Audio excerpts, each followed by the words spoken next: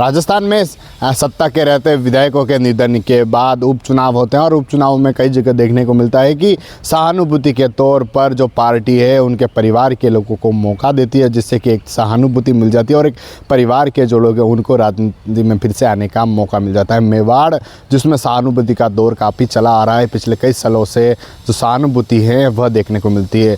चाहे गजेंद्र सिंह शेखावत हो, जिनके निधन के बाद उनकी जो पत्नी प्रीति शेखावत है उनको कांग्रेस ने उतारा था और प्रीति शेखावत उस समय उपचुनाव में जीती थी। एक बड़ी सहानुभूति उस समय लोगों में देखने को मिली थी और प्रीति शेखावत ने वल्लभनगर विधानसभा से जीत हासिल की थी। वहीं राजसमंद, जहां पर किरण माहेश्वरी के निधन के बाद उनकी जो बेटी हैं दीप्ति माहेश्वरी, उनको पार्टी ने मौका दिया था और फिर से जो दीप्ति माहेश्वरी थी वह विधायक बनी, अच्छे वोटों से उस क्षेत्र में जीती। कहीं न कहीं पार्टी ने सहानुभूति देखी और परिवार के लोगों को मौका दिया।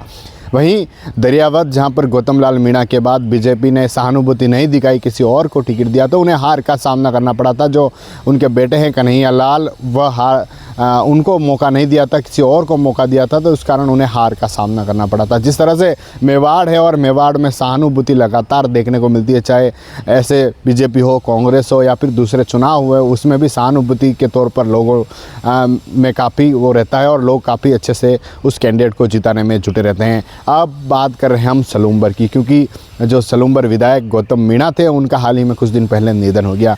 सत्ता में आए, तीसरी बार विधायक बने और विधायक बनने के कुछ महीने बाद यानी 5 से 7 महीने बाद उनका निधन हो गया। उदयपुर में निधन हुआ। मुख्यमंत्री सहित कई नेता उनके अंतिम संस्कार में शामिल हुए, उठाने में पहुंचे और अब चर्चा है क्योंकि उस क्षेत्र में भी उपचुनाव हैं और उपचुनाव में पार्टी किसे मौका देती है। एक तरफ चर्चा ये भी है कि उनकी जो पत्नी है उसे पार्टी मौका दे सकती है, दूसरी तरफ उनके जो बेटी है उसे पार्टी मौका दे सकती है, किसी तरह परिवार के लोगों को पार्टी उतार सकती है एक सहानुभूति के तौर पर। जिस तरह से सलूम्बर सीट है वहाँ पर बीजेपी, कांग्रेस और भारत आदिवासी पार्टी एक बड़ा हिस्सा जो है भारत आदिवासी पार्टी के वोटर से, जिस तरह से पिछले चुनाव हुए उसमें देखने को मिला कि जो अमृतलाल मीणा थे उनके 80,000 करीब वोट थे, रघुवीर मीणा 65,000 के करीब वोट लाए थे और एक भारत आदिवासी पार्टी का कैंडिडेट वह 51,000 वोट लाया, यानी 25% वोट भारत आदिवासी पार्टी लाई थी। तो अब उस क्षेत्र में चर्चा है कि क्या भारत आदिवासी पार्टी दम दिखाएगी। उसके लिए हो सकता है बीजेपी उस तरह से सहानुभूति दिखाए, उनके परिवार की में जो पत्नी है पत्नी को मौका दे, या अगर पत्नी को मौका नहीं मिलता है तो उनकी बेटी या फिर बेटे बेटियों को मौका मिल सकता है। बताया जा रहा है कि उनकी पत्नी है वह सरपंच रही और 5वीं की मार्कशीट को लेकर विवाद भी हुआ था, जिसके चक्कर में अभिभावक के तौर पर विधायक अमृतलाल मीणा, जिन्होंने हस्ताक्षर किए थे और हस्ताक्षर करने के चलते उन्हें जेल भी जाना पड़ा था।